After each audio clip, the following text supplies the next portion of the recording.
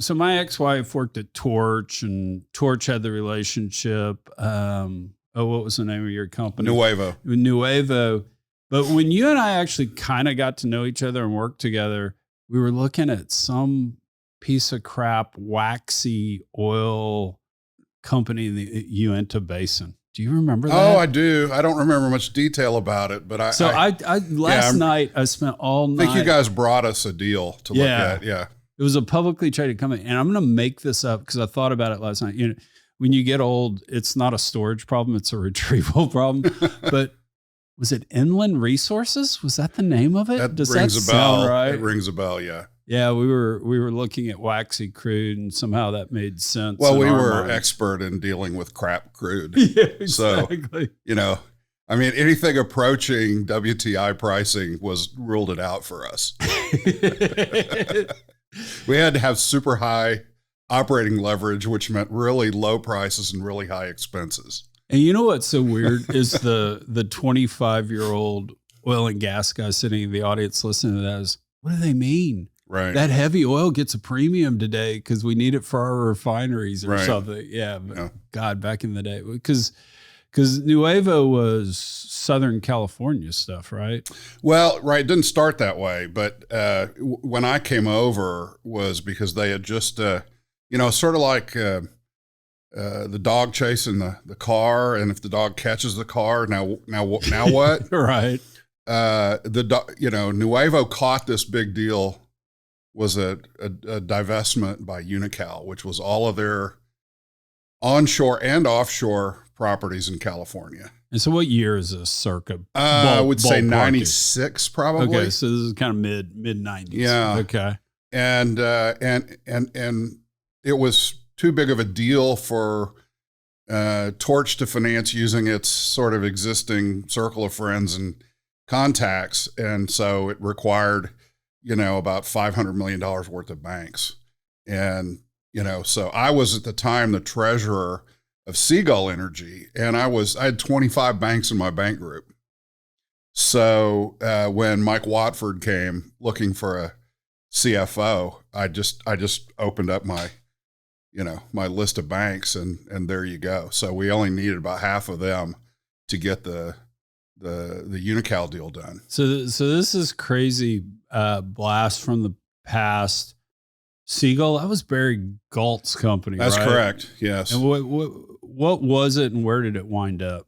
Well, Seagull is this interesting company that had, it had an intrastate pipeline network of this and that. It wasn't a tremendously well oiled intrastate pipeline, but a collection of gathering lines, and it also had oil and gas operations mainly on the Gulf Coast. And then they had bought this gas utility in Alaska, which is just printed money. Had an allowed rate of return. The number that sticks in my head was 15.65%. No matter how shitty equity. I am on expenses, 15.6. Well, I mean, that's on the rate base. So, I mean, if your expenses are bad, you could go down to 13 maybe, but the whole goal of that was to never, ever, ever have to go in for a rate case. Of course not. Yeah. Right. Leave that as long as possible. So that was a cash cow. It was a really interesting thing. And yes, Barry Galt was the chairman and CEO, and he hired me from a bank to be his treasurer when I was 29. So that was my big break in life, was Barry Galt. And my wife dressed me up to go play golf with him and made sure that my shorts matched my shirt. And you're not screwing this up, King. That's right. That's right. Yeah. So okay, where did it wind up? Devon owns it. So Seagull was merged into Ocean Energy, and then Devon bought Ocean. Oh, okay. So that's how that happened. Gosh. Yeah. And is Torch still around today? But probably not in the way that you and I remember it. I'm sure it still is an entity with fractional ownership and stuff that JP Bryan, still, but I don't think it's exists in the sense that, they're to provide outsourcing services for client businesses. I think that was like the tail redefining the head of the dog, Right. But there was a certain elegance to it that made sense. And it was perfect for me because I came to the job of CFO without any real operational accounting background. I was a banker, and I knew how to do bank deals basically. So I'll say this, but you correct me and feel free to take over. As I recall, Torchmark Insurance Company wanted to have exposure to oil and gas. JP Bryan got with them. They raised a series of institutional funds to, in effect, buy producing type properties. And they morphed that into, I believe, 2 publicly traded companies, Bellwether and Nuevo. Right. And then the thought was, we have all this infrastructure, we can do all the back office for everyone. And I don't think they wound up being very successful on the back office just because we're so crazy private about all our information that who wants to give their information to Torch Energy, even though they're technically... It was easier to grow a client than it was to go out and Right. Sell a new client. I'm sure they tried. Yeah. And it ultimately created some governance issues for us as a public company when you're not really in control of certain of your own, control operations. Right. It becomes a problem. And then that problem becomes compounded when the board is controlled by a guy who owns the private company that is, providing these outsourcing services. And so ultimately, the question is the board running the company for the shareholders, or is the board running the company for Torch? And that's, that was the conundrum.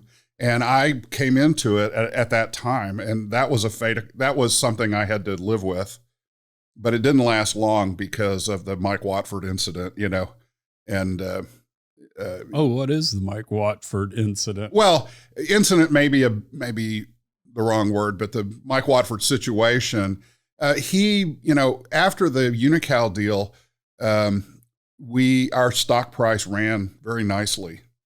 And Mike Watford was out there, and then I was out there and, talking to analysts and portfolio managers about our company. And we finally got big enough that people started looking at the composition of our board and this funny relationship we have with Torch. And ultimately, Mike got to the point, I think, where he felt confident enough in his position that he could say, yeah, we kind of need to do something about that. Yeah. And JP wasn't real high on Mike having that opinion, or let alone stating it publicly. Yeah. And so our investors were really kind of upset about the situation. Yeah. And ultimately, Mike, got fired. Yeah. By JP, who was chairman of the board. And JP had the right to do that. And then JP, said, oh, and your new CEO is Doug Fauché, who was my chief operating officer at Torch. Right. So he sort of doubled down on the problem with Doug, right? Yeah. The good thing is that Doug was, he completely understood the public corporation requirement that we, make decisions based on what's in the best interest of our shareholders, right, and not what's in the best interest of a vendor. Yeah, let me throw one thing in there, because young me at Stevens, so I joined Stevens in 94. Maybe this was 95. Torchmark Insurance Company had owned all of Torch Energy, and at some point the regulators said you can't be an oil and gas company and an insurance company. So Torchmark sold Torch Energy to JP Bryan and pick a host of other people, Michael Smith, Doug Fauché, Danny Weingast. I forget who else was in that mix. Bobby Gary, I'm sure. Bobby Gary was in there. Well, and what was the lawyer's name? Good dude. I still go to church with him. I'm blanking. But anyway, So it became a standalone entity, and we wrote the fairness opinion at Stevens for that. So that was, and that's how my ex-wife Kim wound up at Torch to some degree. Is, hey, you ought to go talk to these guys. They're doing cool stuff. They were nimble and they did do cool stuff. It was basically an investment bank with an operating arm. Yeah. They just had a blind spot as to the corporate governance issue. Yeah. And I like JP and all, but I love JP. He was a swashbuckler. So he wound up with a lot of fans and a lot of enemies. I'll never forget the story about his Canadian acquisition. What was that, Gulf 88 or Canadian Gulf? Was it Gulf Canada? Gulf Canada. Yeah. And the very first day he took over, he had workmen come and remove all the doors from every office in the building. So nobody had a door anymore. And I was like, there's a new sheriff in town. You can't hide from me. The single greatest collection of Texas art too. Yes. That JP pulled together. And I wonder where that is these days. I think most of it's in Galveston. He's got a museum in Galveston now. And it's if you're ever down there, it's worth going to. It's beautiful. Of course, when you worked where we did, we worked amongst all of his collection. His curator curated the office. So it's full of old maps and old saddles and old art. And she went to Rice with me. She was an art history major. What was her name? I'm totally blanking on her name. Yeah. But yes. We're the only oil and gas company with a curator. And she and Kim were really good better friends from Rice. And so she would get stuff that popped in and she'd call Kim, hey, sneak over. I want to show you something. But yeah, it was fascinating. Cool. And he also owns the Gage Hotel out in Marathon, Texas, and a bunch of his stuff's out there. So if you're ever, if you're ever just like passing through Marathon, Texas, on your way to the Big Bend or to go to see the Marfa Lights or something, you gotta go to the Gage Hotel, which is a historic hotel that he bought. Every Texan should spend the night there at least once. I would say, if you're a real Texan. If you're a real Texan, right, exactly. Right. And I could talk old Torch and JP's stories kind of all on. And is JP still alive? I'm pretty sure he is. Yeah. I had to get him. I talked to him a couple of years ago. I need to try to get him on the podcast because we need to. Oh man, you would have a great time talking. Well, and with we JP. need to capture all those stories. Yeah, you need about a 5-hour podcast. Yeah, let's just sit here and talk, and because I kicked myself. I should have done a podcast with Boone Pickens. And just capture all those kind of stories. I could talk this all day, but so this is weird. So that's how we kind of know each other. Probably really haven't seen each other since then. It's been a long time, yeah. And I saw you haven't changed, except for you don't shave now. Yeah, exactly. Other than that, you get fired. You don't have to shave anymore. but appreciate that. But this was crazy because I got a text saying, "Hey, dude, I'm running for Congress." Right. How did that happen? Well, I was. Have always been interested in politics, but decided in college when I had double majored in political science and economics, I said, well, when I finish, I'm going to make a decision. Which way do I want to go? Do I want to go to law school and a career in politics, or do I go to business school and a career in finance? And, finance had a whole bunch of economic reasons why that was a better route. And I also met enough politicians in college to go, man, that's a slimy business. And the people in that business you're selling out as a lobbyist to make jack in politics. That's the sad side of it. Yeah. Because I was kind of the same way. I was undergrad political it's a science. grift. Yeah. It's a grift. I really thought I'd be governor of Texas. That's what I wanted to do. But if you want to make money, you go grift.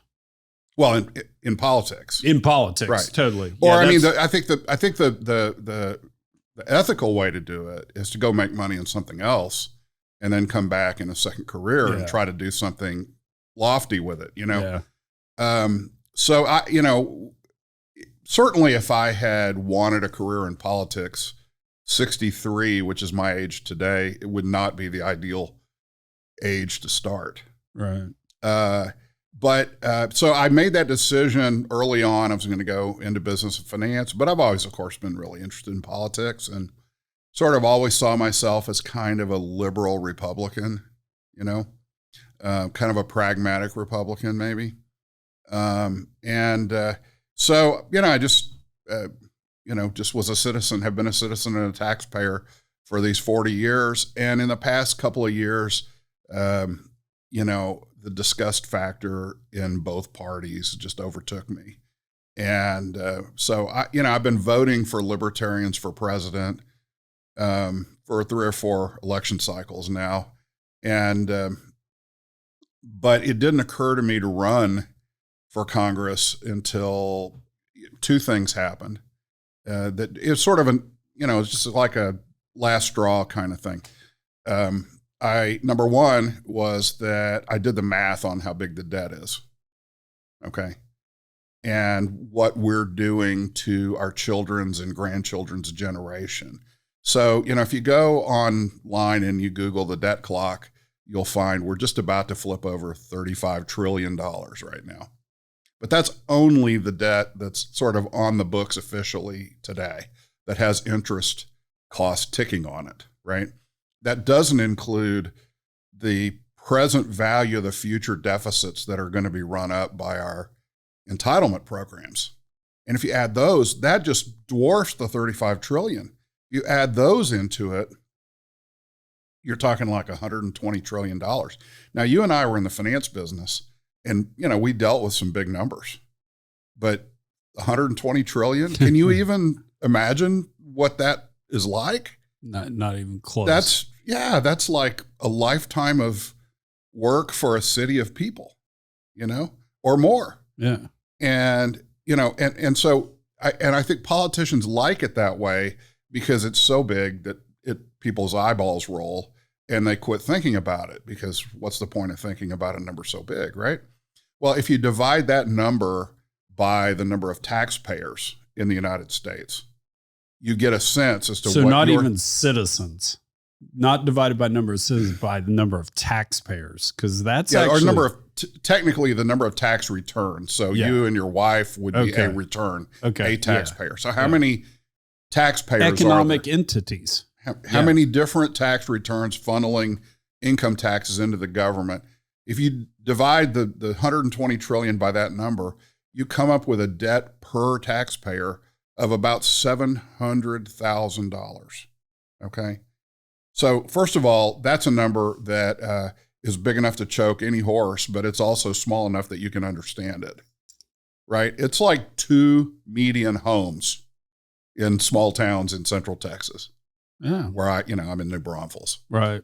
So, in a sense, what the government has done through spending money that they don't have is they've run up a tab on our children and grandchildren that is the equivalent of 2 mortgages or mortgages on 2 median homes. And so, if you studied economics and you know there's an effect on interest rates, inflation, all these things are going on. So it's bad economically, but at an even more fundamental level, it's just a sin. I mean, it's a violation of the 8th commandment, thou shalt not steal. It's one generation stealing from future generations because we can, and because the younger generation haven't taken back their credit card yet. It's still a bunch of boomers who are in charge of Washington, and neither party gives a crap about it. The Republican Party has always paid lip service about it, but when they've had the opportunity to do something about it, the political pain, inflicted on them of doing anything to cut the deficit dissuades them from doing it, because to them staying in power is more important than using that power to fix the problem. So that's kind of the number one reason why I decided to run. I want to cut you off there real quick to delve down into that, because I'm 55. Since I turned 18, I've only voted for the Libertarian for president my entire life. Well, you're the man. Good for you. Well, and my whole thought process. Where were you when I needed you in the 90s? Well, my only thought process in doing that was because people always say you're throwing your vote away. Right. And I always said, well, with the crackpot, dope smoking weirdos that the libertarians always run, if they can get 3% of the vote, then maybe a good candidate like Bob King will go, man, if I come here and run on this platform, there's a shot I can win. So that's why I've always done it. I don't feel like I'm throwing my vote away. But the big thing when you get to the debt and you start thinking about it, and I don't know how we make this case, but at the end of the day, every fiat currency in the history of the world has imploded. And what happens is you go along, it's bad, and then boom, it hits, and you have Weimar Republic in Germany where you're running around with wheelbarrows. It's like a bank run. It's a confidence deal, and once you've lost confidence, it's over. And it happens in one night. And that's the scary thing, is we don't know what that night is. We're a cat that doesn't know when we're on life number 9. Right. And that's a good way of putting it. That's the really scary part. I was actually talking to my daughter 2 days ago. Just that's my fear for the future is, and there's been some academic research done on it, and there seems to be a little bit of data to suggest that it's 120% of GDP or north. Well, that's where we are right now. And that's where we are. I think 123 yeah, is where we are. Well, my financial advisors, stockbrokers and people like that, they just, you talk these kind of concerns with them, and they say, we're just we may be a dirty shirt, but we're the cleanest dirty shirt in the closet. Healthiest member of the leper colony. Yeah, that's about the way they put it. Yeah. And so Bob, what other currency would the world go to, And, my response to that kind of is, well, finance background. So the market cap of the United States is about 45% of the world, something like that. Yep. It's a little bit less than half of the world. Right. That number certainly coming down as China comes up, although China's got its own problems coming. Yeah. But so financial manager, tell me if the market cap of the world, the United States is 45% of it. Why is 90% of my portfolio in dollars? You must be saying something that the market doesn't know. Yeah. Right. That's right. And so I've tried, it's hard to get, of course you can take back control and self-direct and all that kind of thing, but I'm not smart enough to do that myself. But I have sort of negotiated with my own guys to pull back and put, I've got like 12% in gold and a whole bunch. I'm way over invested in oil and gas, and of course your real estate. So you got to have real assets to have any chance to survive that kind of apocalyptic world. But the other thing is, do you really want to live? You want to be one of those guys who's hoarding cans of beans in your basement, because that's what they're doing, Yeah. It's such a horrendous future that nobody thinks is possible until it's happened. Yeah. No, I think that so funny story. Scaramucci created this conference in Las Vegas, and I forget, it's big investor conference, and I forget what it's called. The SALT conference, something like that. Anyway.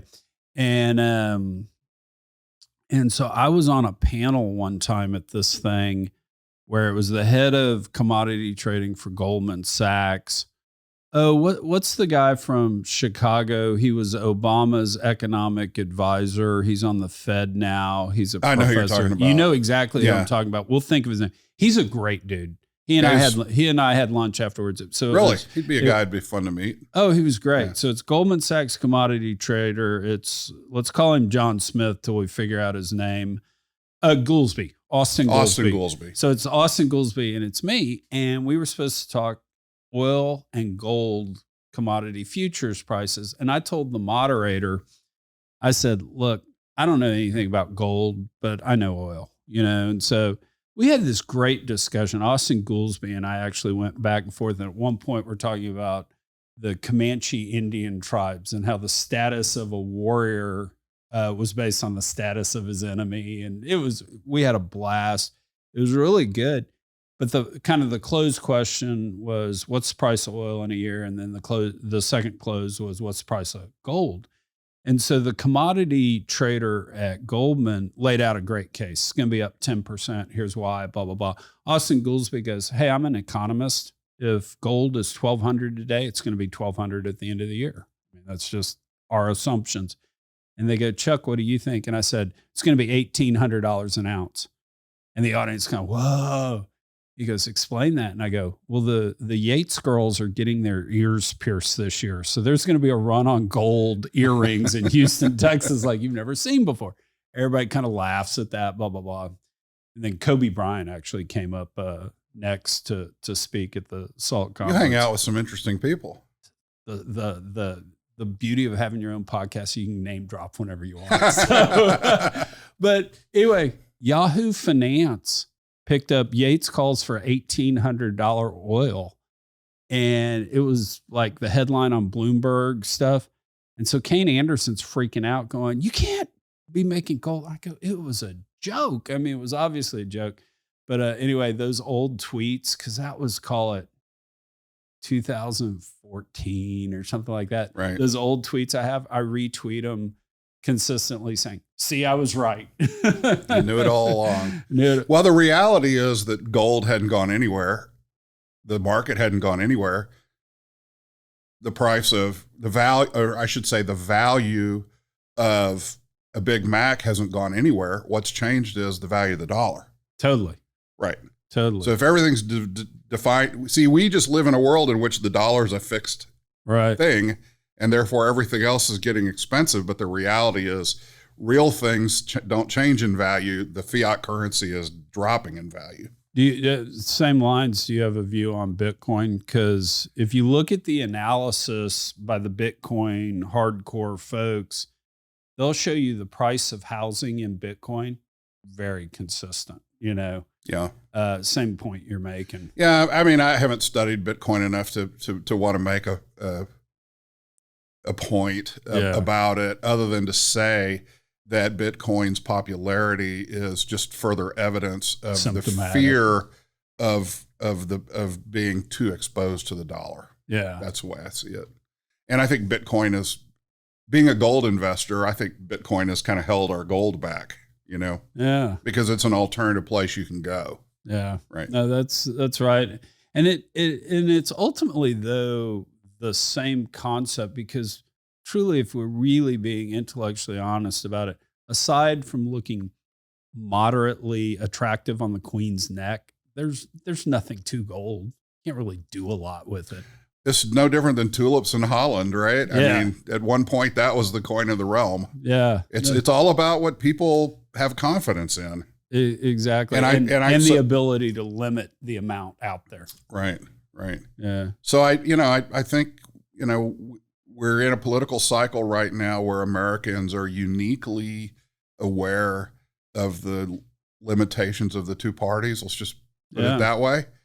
And, there's never been an opportunity in my lifetime where people are so thirsty for an alternative that is based on a philosophical or ideological or principles, And so what I say is, look, I go into a room and I go, there's Democrats in this room and there's Republicans in this room and there are lots of independents in this room and there may even be some libertarians in this room. No libertarian is going to win dog catcher anywhere unless he or she converts Republicans and Democrats to voting, for them. And to do that, you have to express some principles that they agree with, and then you have to talk them over this wasted vote issue. Yeah. So what was number two? So number two. Yeah, number two. Number one's the debt. Right. Yeah. Number preaching two, to the choir there. Okay. Number two, retired guy flipping through Travel and Leisure magazine, saw this article that, was sort of a clickbaity kind of thing on the 10 most affluent counties in America. And I go, oh, this will be a fun read. It'll have Carmel by the Sea and it'll have La Jolla or whatever. It'll have, the East Hamptons and Nantucket and places like that, right? No. 5 of the top 10 most affluent counties, as measured by median income in the county, are suburbs of D.C. 5 of the top 10. 4 of them are in Northern Virginia, and 1 of them's in Maryland. Now, as a Texan, if you told me, hey, 5 of the most affluent counties are in California, well, my pride would be wounded, right? Because, they should be in Texas, right? But we'd at least go, well, California did create something, right? Those counties, that Silicon Valley did something that created value. What in the hell has Washington ever done to create value? Why should 5 of the top 10 counties in affluence be the governing class of the United States?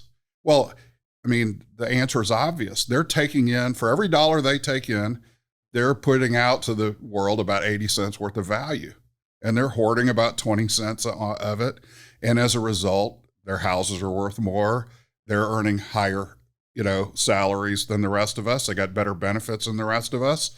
And their kids all go to Georgetown or Yale or someplace like that, and they get recycled back in where their dad was, in the society there. And the other 48 states sit back and let it happen. I would think 96 senators would be infuriated by that Travel and Leisure article, right?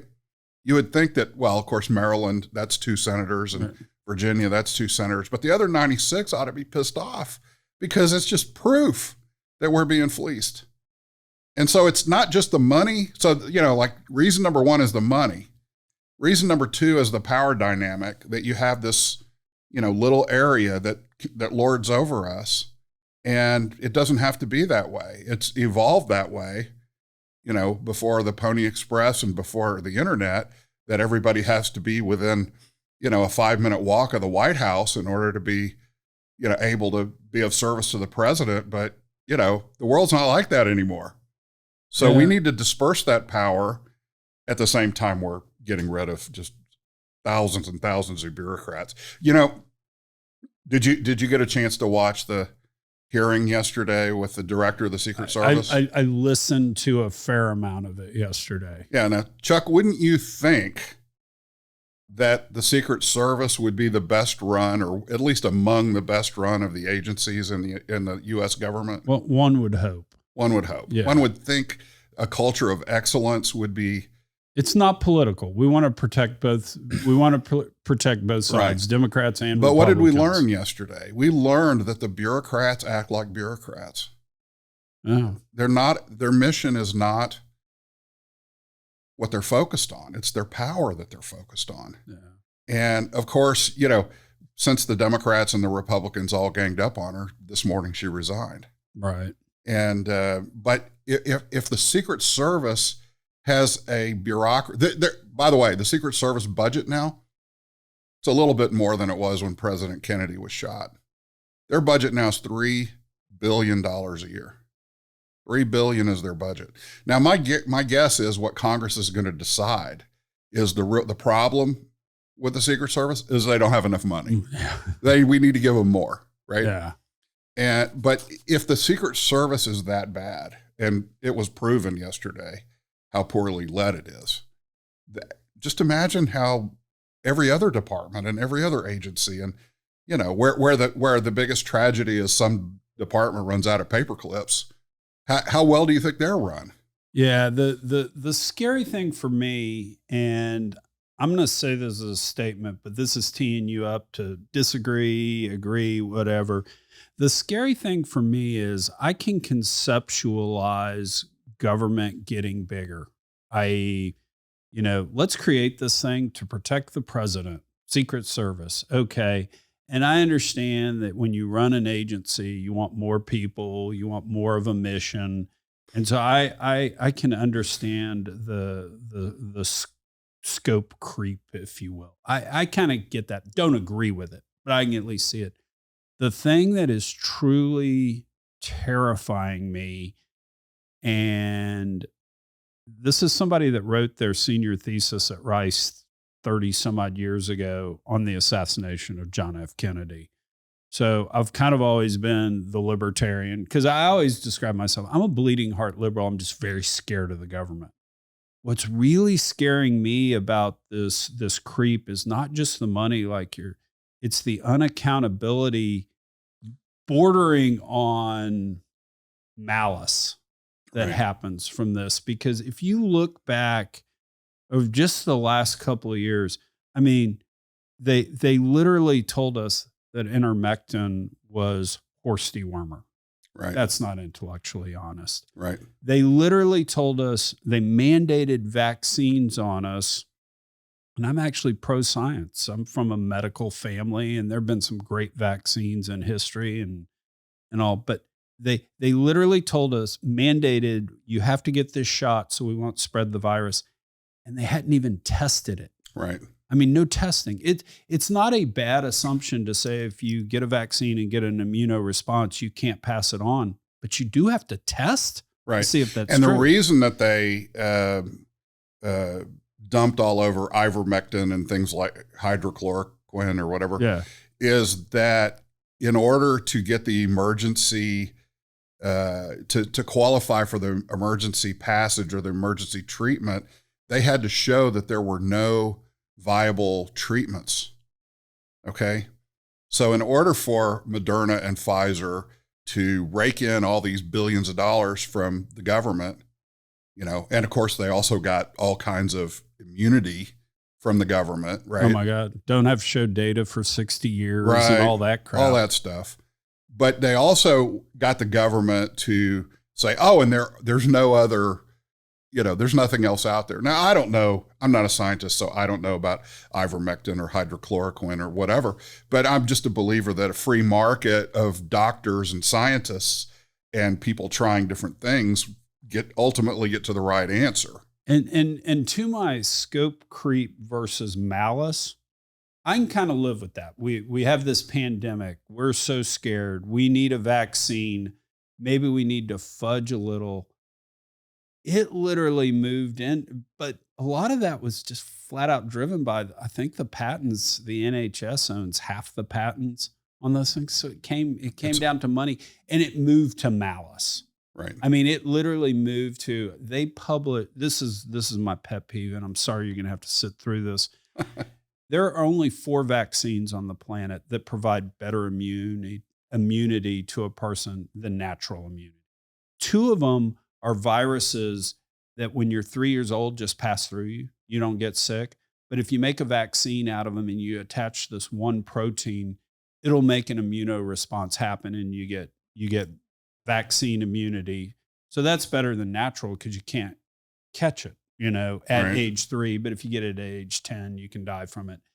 Those kind of seem like flukes. Okay, those are flukes. Then HPV, supposedly out in the real world, is a weakened virus that if you get in a lab, you can distill a really pure form of that. And so the vaccine's actually better than surviving it naturally in terms of a response. And then the 4th and final one is tetanus.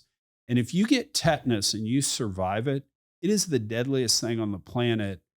You didn't get that much tetanus. So you didn't really build a big, huge immunoresponse to it. So even if you get tetanus and survive it, they say, go get vaccinated.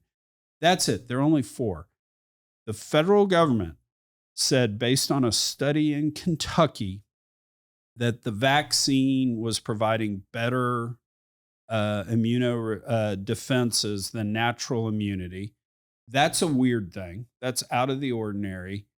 And they push that. And that's why we needed to get vaccinated, even if we had it. Under Freedom of Information, it's come out that the studies from the 49 other states said, no, natural immunity is so much better than the vaccine immunity. And that makes sense, because natural immunity, you're fighting against 25 or 30 proteins within the virus, and you build an immunoresponse to that. And with the vaccine, you were just fighting one protein, the spike, and so it makes a lot of sense. And that to me is malice. That's bad. Well, money, the desire for money being the root of all evil, right? Yeah. I mean, it's crony capitalism that you have ginormous, that's an SMU word, by the way, like not that. A Rice word. Yeah, exactly. You have these enormous companies that have these sweetheart deals with the government, and, that not only that are, I don't want to use the word kickback because that's a crime, right? Right. But you got all these guys that work for Fauci who are receiving royalties on patents that they regulated. And favorable press clippings. And, it even goes kind of beyond just. So what the libertarian in me would say, hey, I don't mind there being an NIH, and I think the government should do research. They just shouldn't be in charge of mandating anything to any doctor anywhere. Yeah. Doctors they went to college too. They went beyond college. They're doctors, right? And, if you believe in Adam Smith's invisible hand, if you believe in what's it called, the power, or is it the power of the crowd or the wisdom of the crowd? If you believe in the wisdom of the, which is just the same thing, really, right? Sure. That you just believe, 1,000 doctors doing what 1,000 doctors thought was the right thing would arrive at the answer a whole lot faster than 5 geniuses in Washington, D.C. who, prevent anybody else from entering into the discussion. Yeah. And that's what they did. My doctor in New Braunfels at the beginning, I was saying, look, I'm a libertarian. Tell me what you really think. And you could tell he didn't want to say. Yeah. They were really intimidated. Yeah. They were threatened with the loss of their license. Yeah. Okay. Once we got past the critical part and we were into the second or third or fourth, booster, my doctor started saying, you've had 2 shots and you've had COVID 3 times. You've got There's way not more. a lot we can do about it. Yeah, he said now, your body, has enough immunity. You can handle whatever. And I'm an old guy and I'm a fat guy. Yeah. And he's not making me, do anything. So my dad's a doctor. We did a podcast at the time about it. And what I found really interesting about Dad's quote was always, "Is this coronavirus unique?" Yes, it's unique. We've never seen it before. But that's also like saying your child is unique. Yes, your child's unique, but still a baby. We've had billions of babies on this planet, and we know a lot about it. And the inability for the ruling class to say, yeah, this is unique, but hey, we know a lot about viruses. Here are the things that are going to happen. That to me got to malicious real quick. And I know that we should approach the world as never attribute to malice what can be explained by incompetence. Right. I know we're supposed to do it, but that's what really scared me. Yeah. Well, and good God, I mean, we haven't seen our president in almost a week, and that's like the 3rd weirdest thing of the last 2 weeks. I mean, what a crazy last couple of weeks it's been. Yeah. So rant on that if you want for just a second. And then what I want to do is I want to come back and hear about your campaign, where it is, all that. Okay. So, well, I think what we've seen is just confirmation that the 2 parties really do not care what's in the best interest of the country. They just care what their calculus is that gets them power. That's the entire gig. So, the whole Biden discussion doesn't have anything to do with whether he is not qualified, but whether he is competent cognitively or able physically, right? Because it's a hard job. You got to work nights, whether he's able and cognitively competent to do that job doesn't really matter, because I think we all kind of suspect he's not making too many of those calls anyway. It's a group of, I don't want to say deep state, but because that makes me sound like a right-wing nutcase. But it's a group of unelected people, right, who have power, and they're going to seamlessly move this from him to Well, Kamala. we've only had 2 cabinet meetings. That's what I think's just crazy. Right. At least a cabinet appointee, the president who was elected chose that person and the Senate confirmed. There's some touching of democracy there. We've had 2 cabinet meetings. Yeah. And does anybody think cabinet members make policy anymore? Yeah. I mean, they're there to execute on what the president's staff, the White House staff wants, and they're there to walk the plank if something goes wrong. So we're seeing that today, should have been Mayorkas, who's proven his incompetence over and over and over. But we'll talk about border issues later. But, you're right. Anyone who is worried about the concentration of power has got to be concerned that Congress has basically abdicated almost its entire mission. And all it is a debating society. And that says, we'll make this law with these generalities and then we'll flip it to the executive and let him, decide what it means. Well, thankfully, the Supremes recently took away some of that by overturning the Chevron deference. That'll be the best thing that the Supreme Court's done in a long time. But so Congress has to take charge and do what they're supposed to do. Congress is supposed to declare wars. How many wars have we been in since the last congressional declaration? Because 1942, when we declared war on Italy, I think, that was the last one. So Congress has abdicated. And why? Because they don't want the consequences of making hard decisions. And those consequences are you might not get reelected. And that's the worst thing to a congressman is not getting reelected, because then you lose all that insider information you get to trade on. You get to lose all those speeches you get paid to give and all the book advances and all that. $160,000 is the salary of a congressman now, right? And to the average person, it sounds like a decent salary, but to somebody who's had an executive job, that's not really a decent salary, Well, and the other thing too is spread it across 2 homes. I mean, in effect, right. You need a house in DC and you need a house in your district. Yeah. So, if that's all you pay a congressman, do you really expect they're not going to look out and how else could I monetize this situation I'm in? That's what they're doing. And it's not just Democrats or it's not just Republicans. It's all of them. They all live there. The reason the 96 senators who don't live in Maryland and Virginia don't get upset about the concentration of power and wealth in DC is because they're there also. And, so 48 states have got to step up and do something about it. Yeah.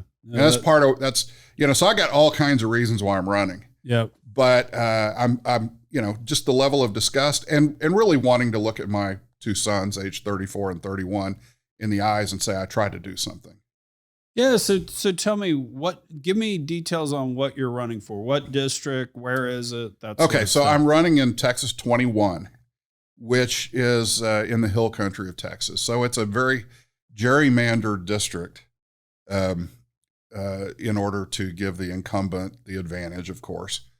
But it basically starts in the northeast corner in about Dripping Springs, Texas, which is kind of a southwestern suburb of Austin. It does go slightly into Travis County, but not much. So Dripping Springs is in Hayes County, which is, like where San Marcos is the county seat. So Dripping Springs, Wimberley, San Marcos, all down 35, including New Braunfels, where I live, and then into San Antonio, all the way down into Alamo Heights. Oh, wow. Okay. So that was the change in 2020 to put more Republicans in the district. And then it goes all the way west out into the hill country and has, places like Blanco and Bernie and Fredericksburg and Kerrville and, which, you get very far away from Interstate 35. You get away from where the voters are. But about 80% of the voters are in a corridor along I-35 between Austin and San Antonio. But it's basically the district that gave us LBJ. Oh, and it's that part of Texas. And you would think, that part of Texas would be super independent and super open to the idea of libertarians. Don't, leave me alone, right? Just let me live my life and stay out of my way. And I don't care, if you want to smoke dope over there, it doesn't bother me. Just, right. But the district is kind of like every other district in that it's been polarized horribly. Who's the incumbent there? The incumbent is Chip Roy. Chip Roy, Republican? Republican. And then who's running as a Democrat? There is a Democrat named Kristen Hook, who is a newcomer to Texas politics. And she is a former, she's a scientist. We had all this scientific talk. She's a biologist from Cornell. But really what the Democrats are doing, and I think she's an example of this, and I haven't met her, so I'm sure she's bright and I'm sure she's a great person. Right. You know, I'm sure I wouldn't agree with her on many things, but I'm sure she's a delightful person. But the Democrats have her there because their interest in districts they know they can't win, and this is a district they cannot possibly win, is to, you know, mobilize females over the abortion issue. And she's a biologist specializing in human reproductive health and has worked for the NIH and has worked on Capitol Hill for Liz Warren.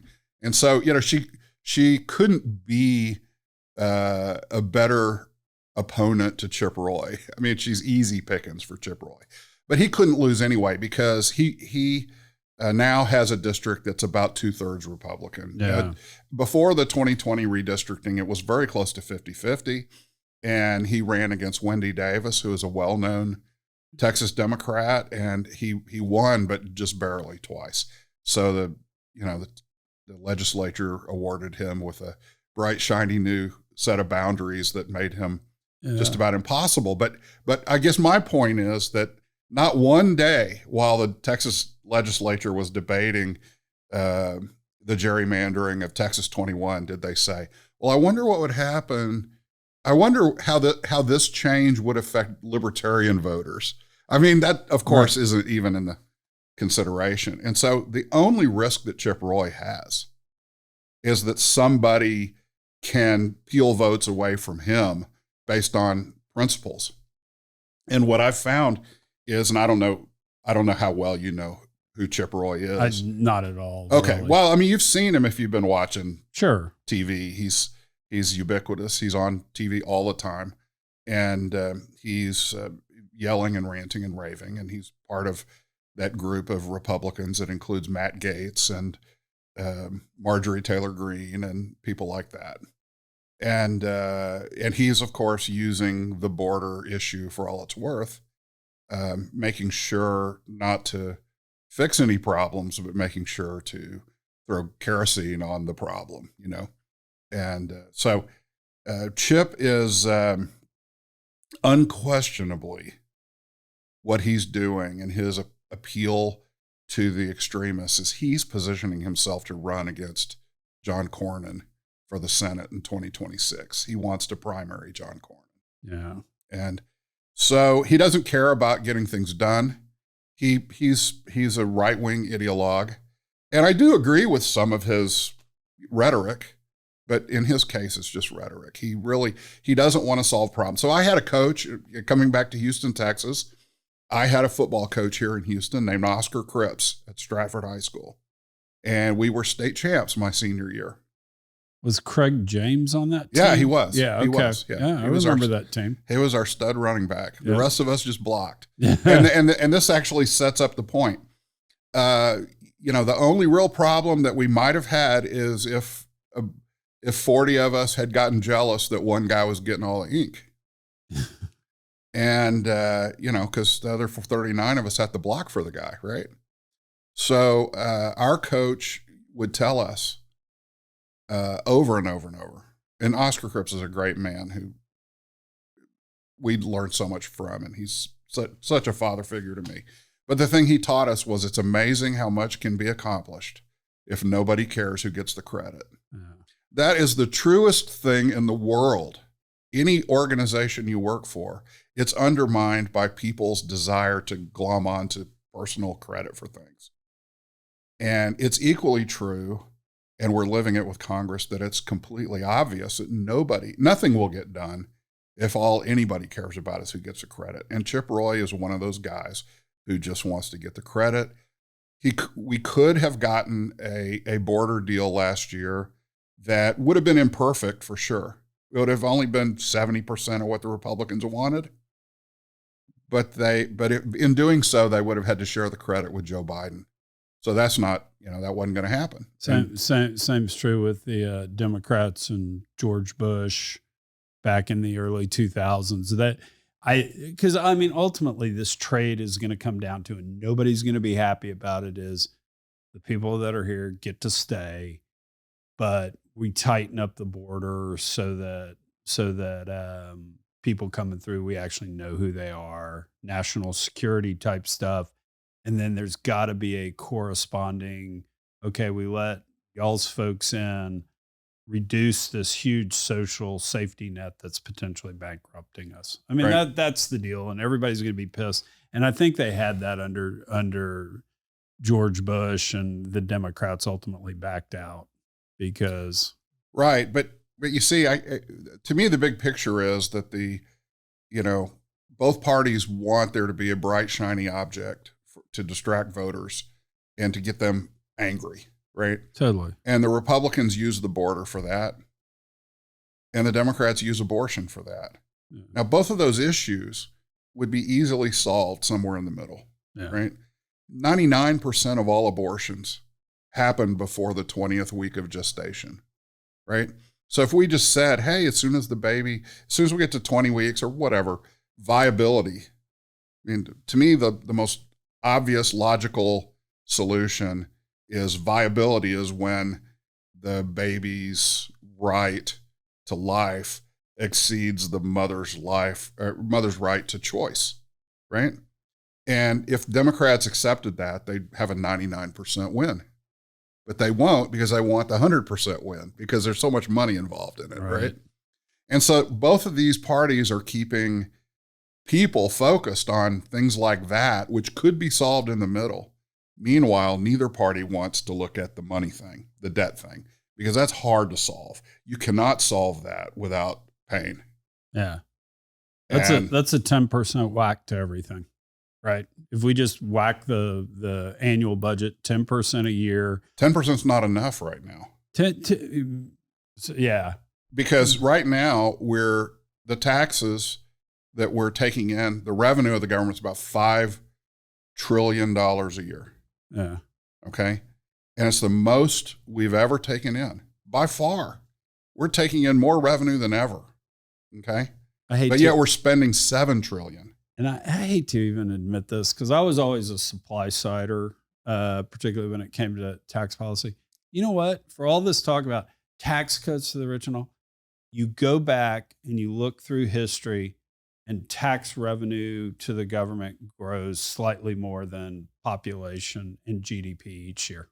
It doesn't matter. You do the Trump tax cuts and all, guess what? The revenue's greater than before. You actually look at George Bush's no new tax pledge in the 90s, the tax revenue to the government was more. I think right, because tax receipts are dynamic. Yeah. Right. It's more than just the rate. And you change behavior and all. Right. So yeah, I always hate the right. But the spending is on such a huge ascent. Yeah. And both parties have just quit even trying to restrain it. So do this for me. So we've been talking for an hour, good stuff. People are out there going, all right, this guy Bob King seems like a pretty cool guy. What the hell is a libertarian? Give the quick stump speech on what a libertarian is. Well, on the back of my business card, I should have brought it. Stupid thing I didn't, but there's basically 5 points, and it's more personal freedom, more economic freedom that come from less government. That's 3, less government. Stop the endless foreign wars, and always follow the Constitution. So I'm a little different from many people in the Libertarian Party in that, well, first of all, I'm not an anarchist. And there are a few of those, right? Yeah. I'm not an anarchist. I think we should have a government, right? It's obviously, light years bigger than it needs to be. But I'm a constitutional libertarian. So the way I look at things is we should follow the rules. The Constitution is the basis of our law, right? We should follow those. If we're having a hard time enforcing a law, then we should ask, is it worth having this law that we can't seem to be able to enforce, right? I'm a constitutional libertarian. So I think both parties use the Constitution when it's convenient, and they ignore it when it's inconvenient, because their objectives don't have anything to do with following the Constitution. Their objectives have to do with gaining power and money for their interests. So those are the 5 things, and I mean, a libertarian basically believes that the American people can decide how to spend your money and how to live your life. And as long as you're not hurting the next person, then the government should leave you alone. And that's as simple as can be. Well, and I think one other point to libertarianism that I wish we could make the case on is ultimately free and fair markets, I think, punish bad behavior much better than regulation by the government, because regulation by the government gets abused. Right. Because there are so many things that just in life, man, this is unfair. And unfortunately, our default is, well, we should pass a law against that and build an agency to monitor it. And there's not a panacea. If there was one way, but I just think when you weigh. Well, so so we're here in Houston 2 weeks after a hurricane, in which we're 1 week after getting the power back up from it, right? If there were competitors for CenterPoint, then you wouldn't have to regulate it so hard. Yeah. But what we're dealing with CenterPoint has got to be, I'm not an expert on this, and you may have a more learned opinion than me, but my guess is rarely, but okay. Well, my guess is that the government affairs people at CenterPoint are doing an excellent job in keeping the state of Texas off their back. That ultimately, the hindsight being 2020 is, yeah, trees are going to break and drop power lines, but why haven't we started burying lines in the last 20 or 30 years? Yeah, the thing I hate about the CenterPoint situation is the wire that goes from generation to lighting your house is a monopoly. Yeah. Now, we did deregulate a bunch of that, and I think if you look at it, it's overall good, but I think what you get tagged with on CenterPoint is, see, we deregulated and look what happened. But you didn't deregulate distribution. And it's still a utility. Yeah. A monopoly. It's still a utility, right. And there are just some things in life that are pretty hard to deregulate, and that's like one a of wire them. To the house. So right, so what? To your point, what libertarians need to point out is we're not pro-business, we're pro-market. Yeah, right. And being pro-market means we believe in competition. Yeah, and we believe there's a whole lot of antitrust law that has been forgotten because crony capitalism is pretty powerful. And these regulated monopolies are among the biggest donors to politicians. And so what I would say in terms of regulation, yes, ideally, you have the lightest possible regulation. That's a libertarian truism, right? But what we're doing is we're regulating way too many small people, right? I mean, there's cities and state and local ordinances that say that you're not allowed to sell these tortillas unless you've paid the government to come inspect your kitchen, right?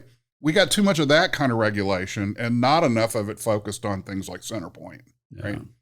And so, one of the things that has been a great addition to my life in recent years, about the last 10 or 12 years, is I almost every year I go to Mexico, to a little town called Guanajuato in Mexico. And I do that because I'm learning Spanish and my Spanish teacher lives there. And it's a little town where there are almost no gringos, so nobody speaks English. So you have to immerse or you die, right? And if you go to a town like that, you see all the little abuelitas, the grandmothers. They're out, they're not begging, they're not out begging. They're out selling tortillas and tamales and chilaquiles and whatever. They're working. They're part of the economy. And the city's not shutting them down because they're making their tortillas on a comal in their home, right? It's the city. Now, I mean, I'm not saying that we shouldn't care if there's mercury in our tuna or something, but we just overdo it. I've got a friend here in Houston who ran a yoga studio in Katy, but it was in the Harris County part, as I understand it, of Katy.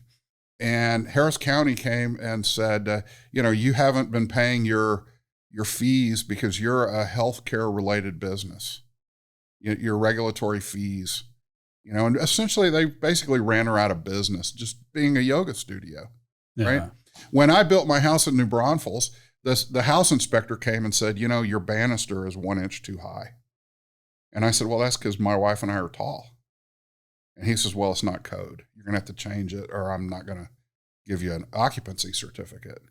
And so we, spent another $2,000 or whatever it was and moved the banisters 1 inch and then paid that guy another $500 to come out and re-inspect it again. And it's that kind of crap that libertarians hate, right? Libertarians do not object to the fact that if you have a monopoly that is, a type of business that is where a monopoly is inevitable, right? Like electricity distribution, it should be regulated. They should be saying, are you spending enough of your capital burying your line so that the next hurricane doesn't put the city on its ass again? So, a libertarian thinks that competition is always better than regulation, but a libertarian acknowledges, I think, that there are situations where competition is virtually impossible, and therefore that's why we have antitrust laws. So we should enforce them. Yeah, I think the where I got to with because I was a Reagan conservative when I was in high school, and he made it cool to be an American again, right? And so I was a big Republican, but I quickly got to the point in my life where, man, that sounds like a great idea. If we put that law in place, though, what could my mortal enemy do with it? And that really comes back to my mother and me being the oldest of 4 boys. She figured out, 1, she's the greatest person on the planet, but 2, she figured out I can be judge, jury, and executioner on every event in these 4 kids' life for the rest of the time, or I can just put a rule in place that makes them solve it. Right. And so it was stuff like, Mommy, there's 1 Snickers bar left. Chuck, you cut it in half. Kenny gets first pick. Mom, I don't want to eat there tonight. Chuck picks on Monday. You pick on Tuesday. And so right. One of the things that I just wish that everybody that proposes something, whether it's Republican or Democrat, if you're a Democrat, I'd say, okay, assume Donald Trump is making that decision. And to the Republicans, I would say, assume Bernie Sanders is making that decision. Right. Because I think we would seed a lot of, okay, well, maybe these libertarians are onto something. There's libertarians are focused on the process of government, not on who's pulling the lever at any one moment. I love that. Yeah. I truly, truly love that. And that's why I say, hey, follow the Constitution. We've just ignored so much. One of the things that I believe is that, this culture war feels like we're on the path of, and boy, I tell you, we might've been 2 inches away from it a couple Saturdays ago, of an event causing something along the lines of a civil war. The assassination of Archduke Ferdinand from World War I. Right. I mean, think of how close think about what 50% of America would have done if their beloved candidate had been taken from them. Yeah. Do you expect that they would just sit there and take it? I'm not sure they would have. I know. And so you have this world in which you have 2 locomotives that are coming at each other, and we ought to be looking for off-ramps, right? Structural off-ramps. Well, I would say that, the Libertarian Party, should be a third party in the mix would reshuffle the deck, right? So that there's a better discussion of the issues and more things trying to get resolved rather than be politicized into a collision, right? But if you ask the Republican and the Democrat parties, what's your strategy for avoiding this civil war? They would say by winning. Yeah. In other words, I'm the train engineer and I'm just going to pedal to the metal because, if we're going to have a collision, I need to be going as fast as possible. Yeah. Right. That's what we're doing. So if you look in the Constitution, there is this thing called the 10th Amendment, right? Federalism. Why should we make Washington, D.C. be in charge of everything? You know, why don't we let California do what they want to do and let Texas do what we want to do and let people vote with their feet? And why? I mean, that's the only way you can keep this country together. It's all, without it, we wouldn't have come together in the first place. The 13 colonies wouldn't have agreed to the Constitution without the 10th Amendment, right? But then at some point, like in the 60s or whatever, I can't remember which ruling it was, when everybody decided the Interstate Commerce Clause trumps the 10th Amendment in every possible way. And so now nobody pays any mind to the 10th Amendment, right? So everything's got to be solved in Washington. But that's an off-ramp that's already in the Constitution that would solve the problem. Just let the states do more things. Yeah. No, a lot to be said for that being, I mean, because you got 50 entities that could experiment and figure out some really cool stuff. Right. If you think about it during the pandemic, right? Do you really think that the same rules that make sense in New York City would make sense in Marfa? Yeah. You know? Exactly. The answer is no, of course not. Exactly. Well said, Bob King. How do people get in touch? How do they find out about the campaign? I have a website. I have way more stuff on that website than any political consultant told me I should, because I believe in transparency. And so everything I have is out there, and it's www.bobking4Texas-21.org. So I'll say that one more time. www.bobking4Texas-21.org. And I've got, Facebook and Twitter and Instagram. And, I even got a young person who's putting stuff on TikTok for me. I'm not so paranoid about the Chinese that it's going to, it's going to destroy America. But yeah, I think we're doing equal parts destroying them if they're truly watching all this stuff on TikTok. So I've got a website and I'm campaigning. And here's most libertarians running for Congress are running a paper campaign. I mean, many of them just scrape together enough money to pay the filing fee, and that's it. They're just on there to give people I'm raising money. I'm campaigning. I'm a retired guy. I got the whole year. I've got 12 events every month in 12 different parts of the district where I've got happy hour. I got one tonight in New Braunfels. So I'm campaigning hard. I'm raising money. I've raised more money than all the other congressional candidates in Texas, plus the Senate candidate combined. So I'm actually raising money. The libertarians? The libertarians, yes. Got it. Now, admittedly, that's a low bar to clear. But I'm clearing it. And the reason is that I have circles of friends. Yeah. I did something of substance in my career. And there are people who think, hey, Bob wouldn't be bad at this.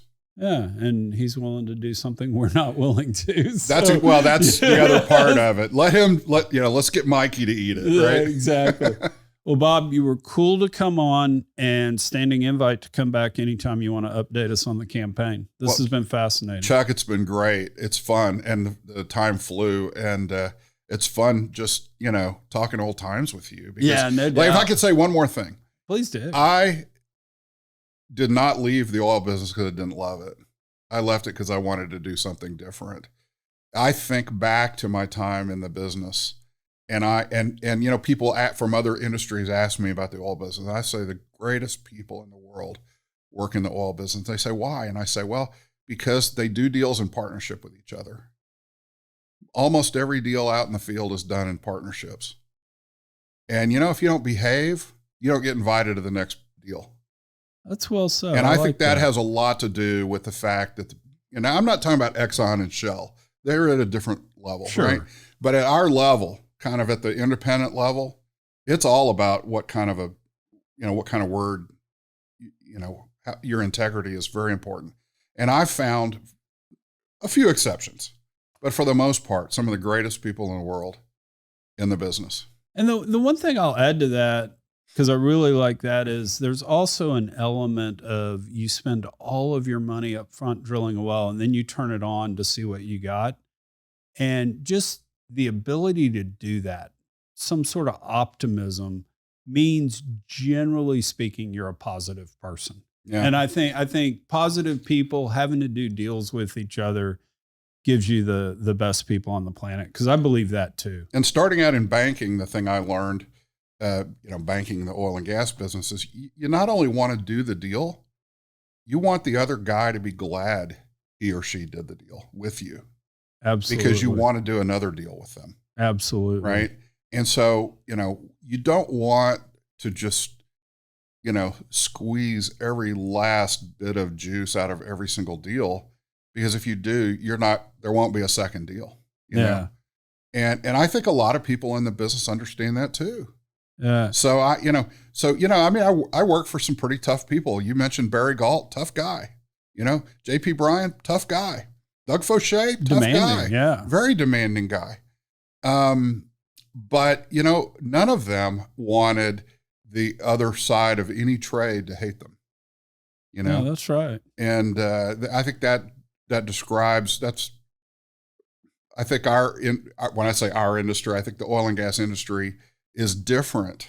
I mean, in so many regards, we're like the farmers who, after they plow the field in the morning, go to the feed store and talk about which fertilizer's working or whatever, because does it really hurt them to let the other guy know, hey, I tried this and it works? The oil and gas business is a lot like that. No, I think that's right. And we could do a whole podcast on this.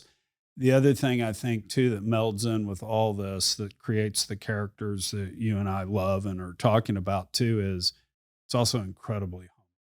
We've all been rich. We've all been poor. I always say, people say, why is Houston so great? And I go, because the CEO of an oil and gas company's best friend is almost inevitably the janitor.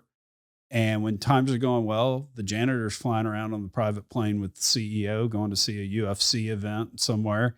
And when times are bad, the CEO's sleeping on the janitor's couch and is grateful the janitor took him in. And we got to stay humble. Exactly. The good Lord's in charge of this, not us. Yes. We do the best we can and let the good Lord be in charge of the outcomes. And I think there's a whole lot of truth in that, and a whole lot of people in this business who look at it that way.